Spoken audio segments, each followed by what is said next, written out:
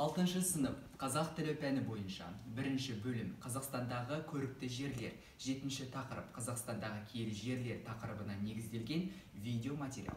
Сакральды Қазақстандағы киелі жерлер: Қожа Ахмет Яссауи кесенесі, Ғанибай мешіті, Қожа Назар Ишан мешіті, Ноғай мешіті, Әбжәли Ишан мешіті, Иманқұл мешіті, Ахмет Ишан кесенесі және де Қалжан Ахун мешіт медресесі, Марал Ишан кесенесі, Айқожа кесенесі, Қожан Қожа мазары, Ақтас мешіті және де Құлболды Ишан кесенесі. Қазақстан бойынша қасиетті нысандар 5 топқа жіктеледі. Ерекше бағаланатын табиғи мұра ескерткіштері, археологиялық ескерткіштер және орта ғасырлық қалалық орталықтар, діни және ғұрыптық орындар, тарихи тұлғаларға қатысты қасиетті орындар, саяси тарихи оқиғаларға байланысты қасиетті орындар.